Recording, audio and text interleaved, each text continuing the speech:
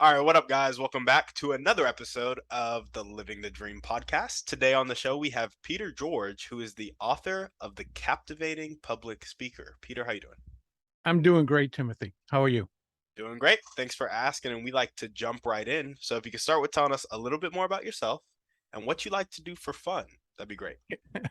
Okay, I'm a public speaking coach as well as an author and speaker. I've been speaking for about 35 years on stage, but half that time, 17 years or so, I've been a public speaking coach, helping others be better on stage, connecting with their audiences and the like.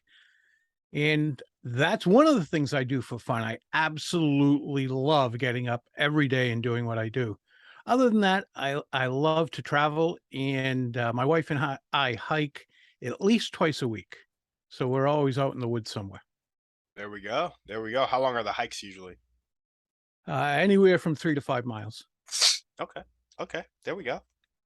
Well, awesome. So you've been speaking yourself, you said, for 17 years? Coaching for 17, speaking for 35. Speaking for 35, coaching for 17. I love it. Well, tell us more about your motivation. What gets you up and keeps you going every day? Well, I know people. Is this audio only or a video as well? Video as well. Ah, so if they're watching, they can see the helmet over my left shoulder. And that belonged to my dad. My dad was a firefighter here in Providence, Rhode Island.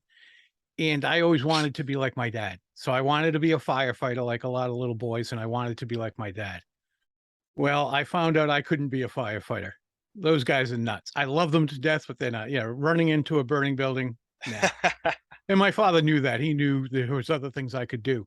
But in helping people become more effective speakers, whether it's in business, whether they want to get up on stage and do it professionally, I can help them achieve a dream.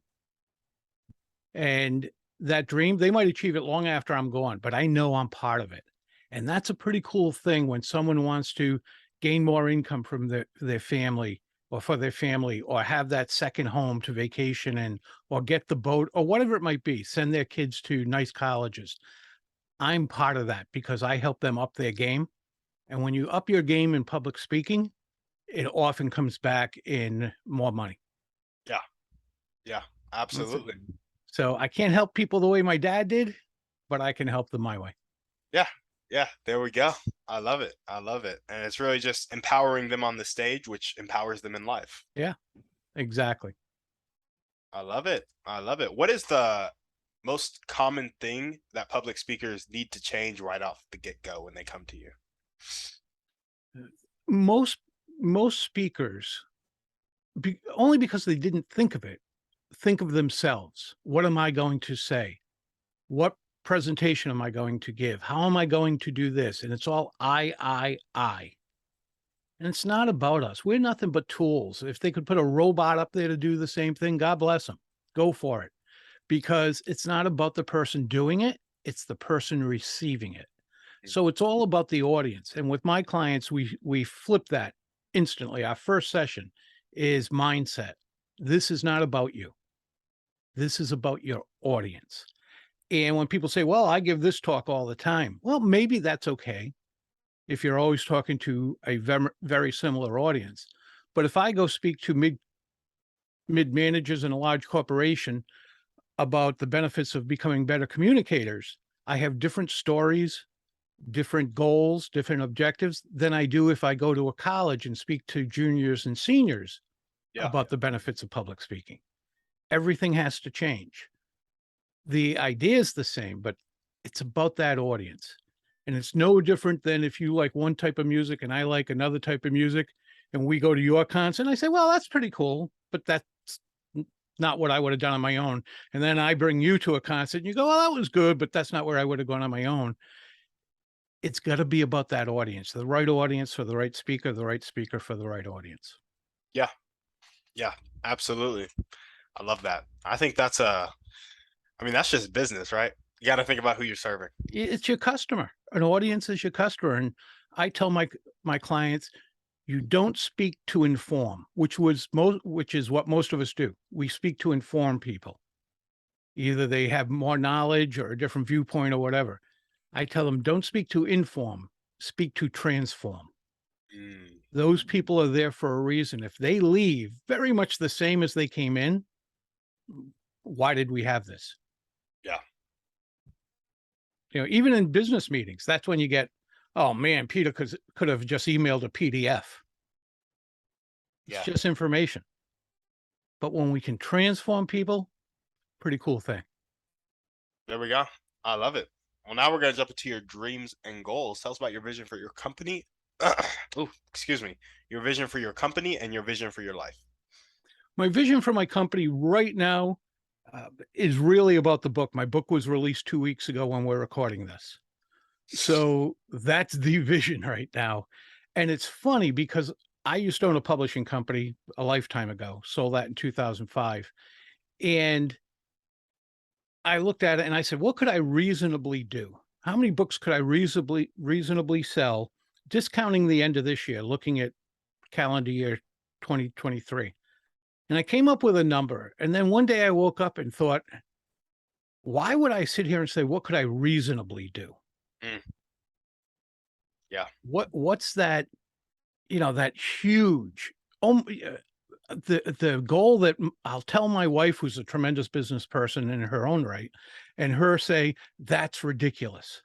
Yeah. What goal is that? So I more than 10 times upped my goal. There we go. That's a lot, more than 10 times. And I told my wife over dinner, and the first thing she said was, that's it. Oh, time to 100x. And I looked at her and she said, for you to change from where you were to where you're going, you must have a plan. You must see it in one way or another. And I said, I do. And she said, see it bigger. Mm. Like, okay. And her point was just how I was thinking. So what if I fail? So what? How many doors because of everything I'm doing to try to get there, how many doors will open? How many opportunities that I never could have envisioned will open and come about? You don't know. But if you go for a reasonable goal, I think that was just showing my age. Yeah. Like, yeah, I don't want to work too hard at this. And that's just not me. So I don't know what I was probably tired of just getting the book ready to go out. Yeah.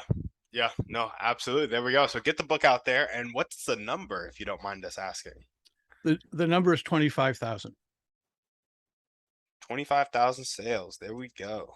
Now, my book is self-published. Again, like I said, I used to be a publisher. Not that the publishing world hasn't changed a great deal in 17 years, it has, but the bones are the same. So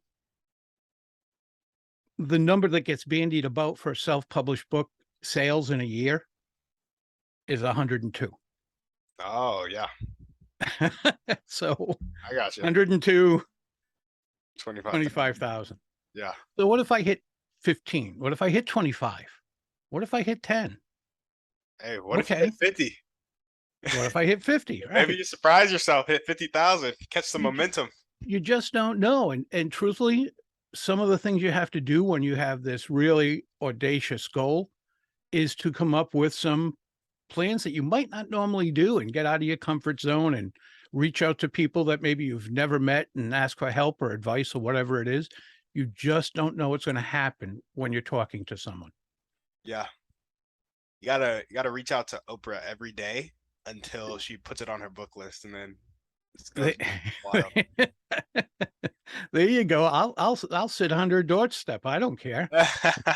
I might get arrested first, but after a while, the cops will go, all right, just the same guy trying to sell his book. Awesome. Well, do you have any other dreams or goals that you want to talk about? We got sell 25,000 copies in 2023. Yeah, I have a dream that sounds strange to people, and I've achieved it to some degree. Men in my family, going back 5 generations, don't live to be 60. One has in 5 generations, one has. And on my dad's side. And I'm 64. There we go. So that was always a goal. Now it's to see how many years I can get past that. And so a goal is to keep myself healthy to at least 75 or 80. Yeah. See if I can do that. But every day I look at now, it's a pretty cool day to wake up. There we go. There we go. Keep yourself. That's kind of an odd goal. No. My goal, Timothy, my goal is to stay alive. It's a good one. It's a good one. can't do nothing if you're dead. No, it's a pretty good one to start with anyway, right? Yeah, yeah, exactly. So I said it's kind of odd, but it's something I look at as, I'm doing something most people in my family never did. Yeah, Most men in my family never did anyway. I love it. If there were one or two people that you could meet right now, and this could be a specific person or a type of person, and they'd really help you take the next step towards your dreams and goals, who would they be and how would they help you? Warren Buffett. Warren Buffett, Uncle Warren. Uncle Warren. Again, you might as well dream big, right? Yeah. I'll tell you why. I love what he says about public speaking. As a matter of fact, they say, if they are right or not, but they say that if you go to his office in Omaha, his undergrad degree is not framed and hanging behind his head on the wall. It's not there. His graduate from Columbia is not there, but his certificate from his public speaking course when he was 27 years old is framed and hanging up behind him. Mm. And his point was he knew what he wanted to accomplish. Maybe not exactly what he has accomplished, because he might not have been able to see all of that, but he knew he wanted to do great things. And he knew unless he could communicate well, communicate his vision and his needs and his goals, then if that's to investors or employees or whomever, unless he could do that well, he wouldn't succeed. So I would love to have a discussion with him about seeing that when he was, I would say at this age, a kid, 27 years old, certainly a young man well on his way, but still, I'd Yeah, love to have that conversation. absolutely. There's this book called Giftology. Yeah, oh, yeah. Have you read it? Oh, yep. Love it. Love it. You should send your book in the way that he sent. I'm pretty sure he talked about a special method of sending books out to some celebrities to kind of catch their eye. It's like a special box or something that's like pops open, some music plays, and it's like a whole party, Yeah. something like that. You should send your book to Warren Buffett in the way that is described in Giftology. I will do that. I will do you. Well, I'll send it. I'll tell you what, I'll send it the way I've been sending it out. And I just got my copies 5 days ago. Mhm. And I started sending them out to people who wrote endorsements for it. So they're in the book and the like. And other people I wanted, the person who wrote the foreword, he has a copy already. And I'll tell you what, I'll send one to Warren Buffett. And I'll let you know if I respond after I tell my wife, you will be the second person to know. And when we're done, give me your address and I'll send one to you and you see how it's packaged and you let me know what you think. There we go. Sounds good. Will do.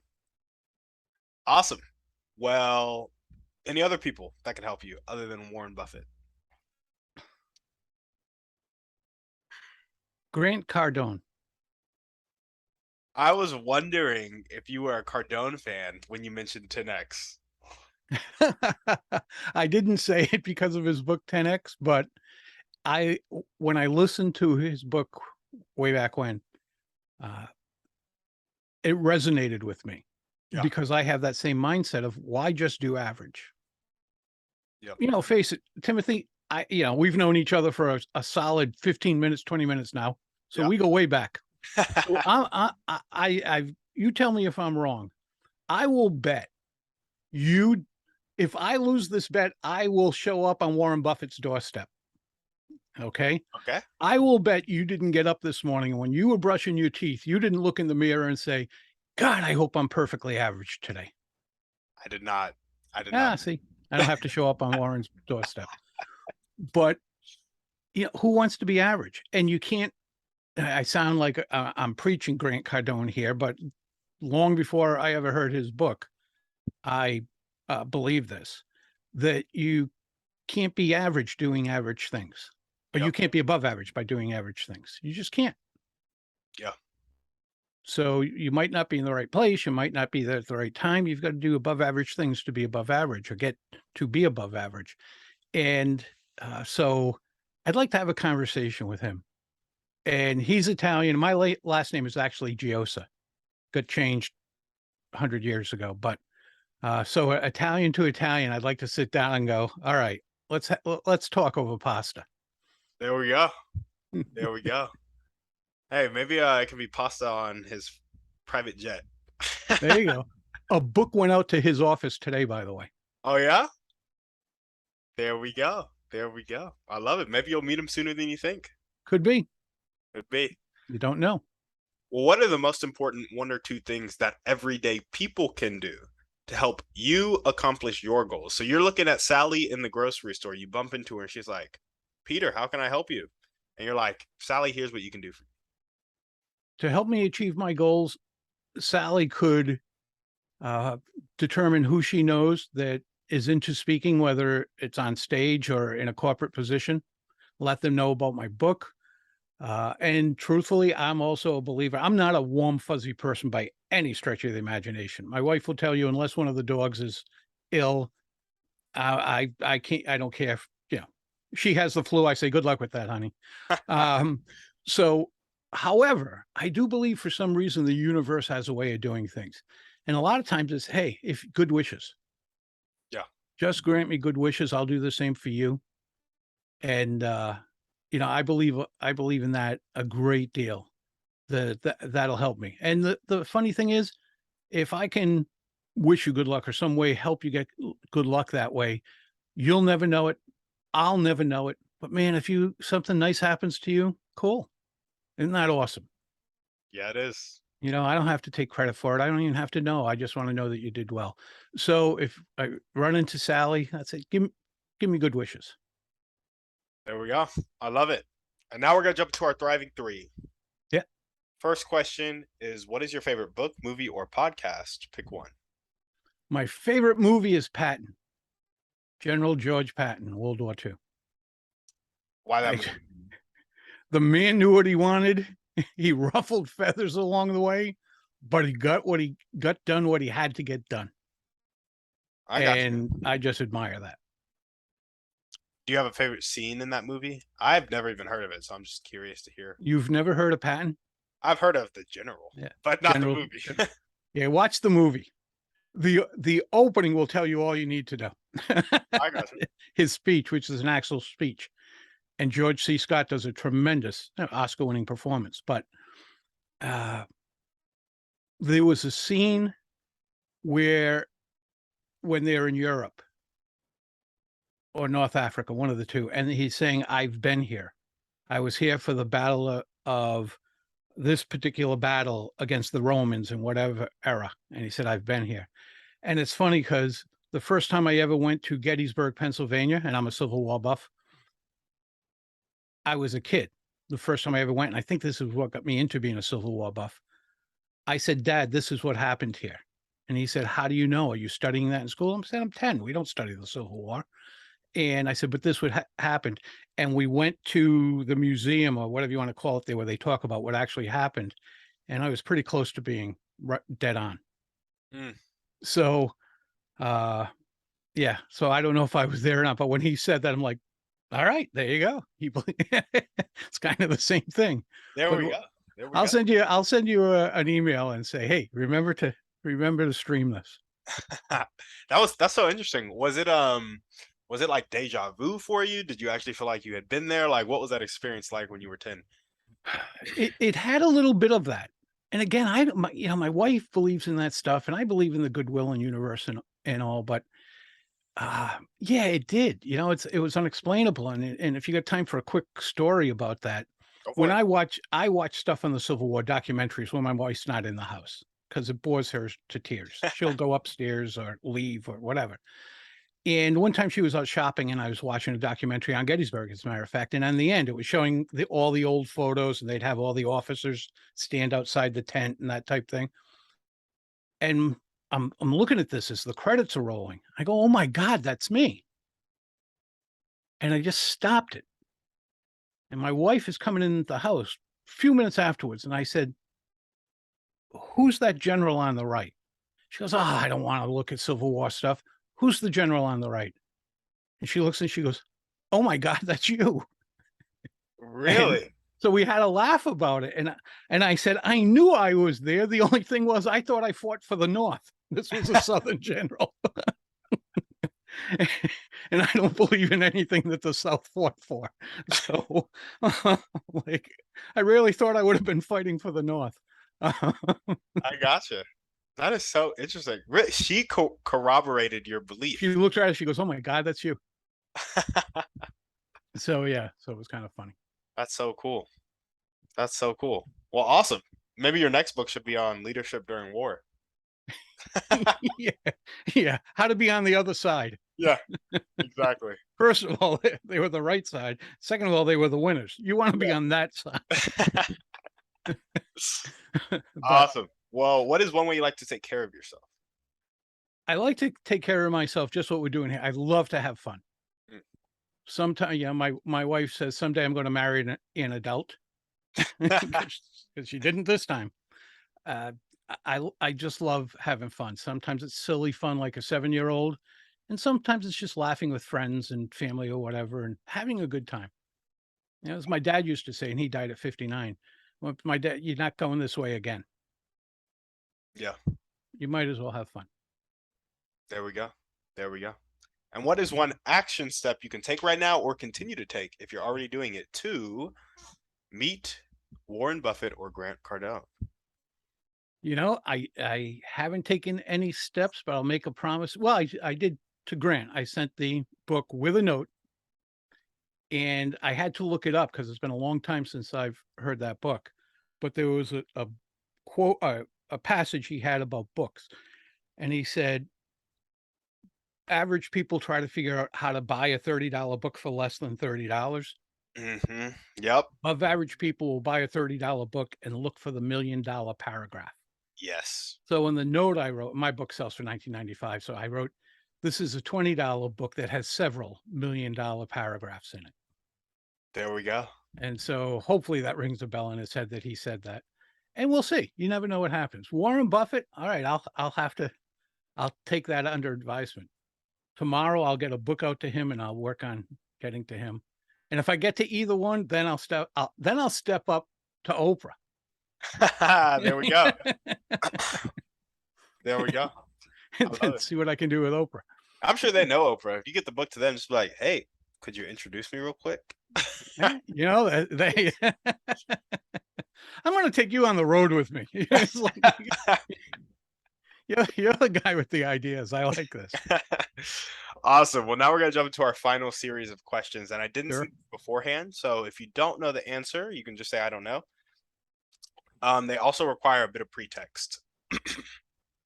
So, a lot of people have come on the podcast and they've said that the catalyst that helps people change from having a fixed mindset, not willing to accept help and not willing to accept change, to having a growth mindset, being willing to accept help and being willing to accept change, the catalyst that helps people make that switch is a personal choice that happens after either extreme inspiration or extreme desperation. Do you agree, disagree, have anything to add or subtract? I agree with both those points. People get inspired, they can do some great things. People get desperate. You know, and I'll give you a little story about that. Way back when I got out of school, I worked at Sony Corporation, Yep. and there was something I did not want to do. And at that point, maybe they're 2 years, 24 years old. And I told my VP right out, "I'm not doing it." To which he came back and said, "Okay, clean out your desk." I went, "Huh." Yeah. And so I did what he wanted me to do. Yeah. And later on, he actually took me out to dinner after I did it and said, "Let's have a talk, sit down."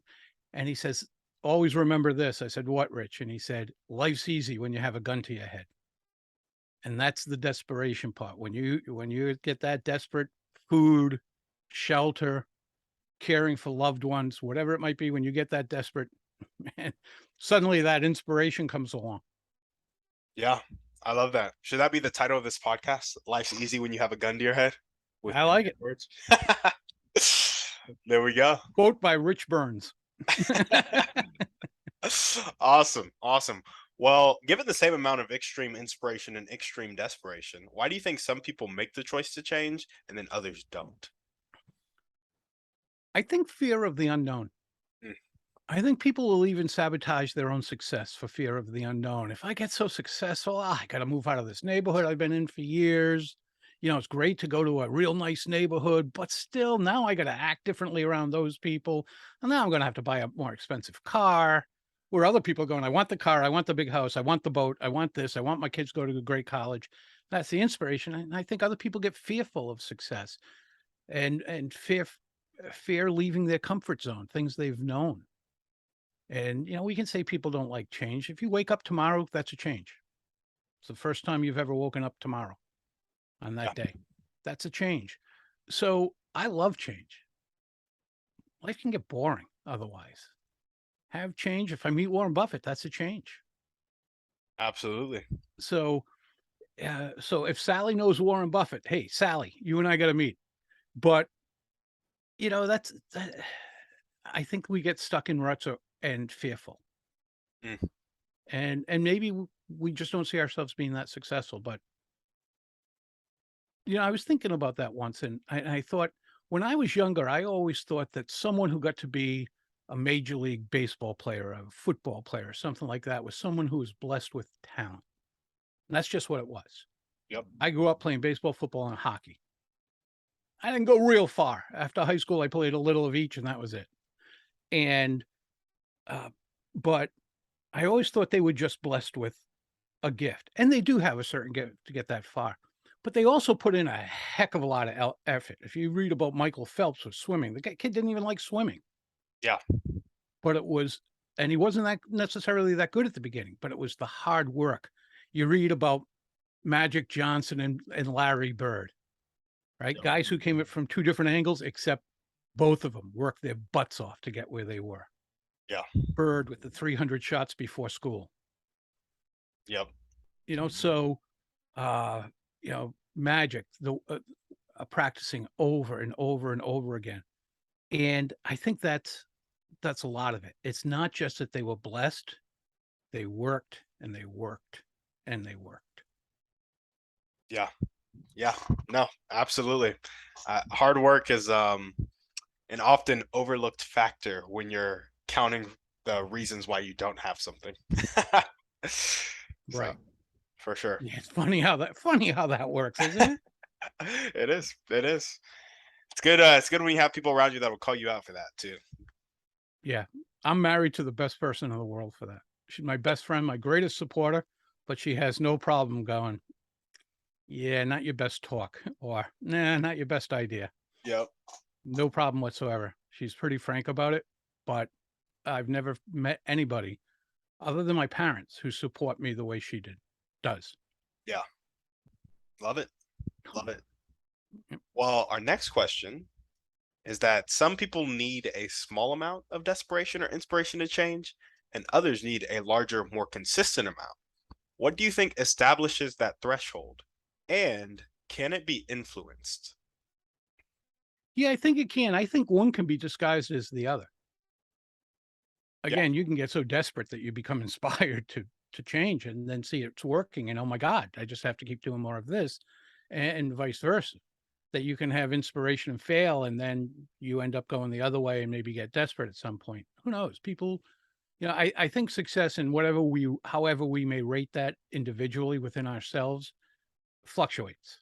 Yeah. Where I look at something, someone might go, hey, wow, that's incredible success. How'd you do that? And I'm like, I don't know. I got up and went to work and things kind of fell into place. And I might not even give myself credit for it. So that threshold of what pushes people over, uh, I think sometimes it's the person behind them Yeah. that's saying you can do this. My clients get a coin and that coin says, you've got this. And I Mm, give it to them so they can take it on stage with them. I have a good luck charm from my wife that goes on stage with me every single time. And I don't know what I'd do without it, to tell you the truth. Do I think I do as well? Sure. But I'd be wondering if I would before I started speaking. And so I give that to them. I'm like, you get nervous, just rub this. Yeah, there's other things they should be doing too, breathing and the like, other things that make a lot more sense than rubbing a coin for good luck. But I give that to them and say, I'm behind you. If you got to yeah. call me, you know, it could be midnight my time. You're going on stage, call me. I don't care. Yeah. I just want to help you. So sometimes it's just that person behind us. There we go. There we go. I love it. And we got one last question for you. Sure.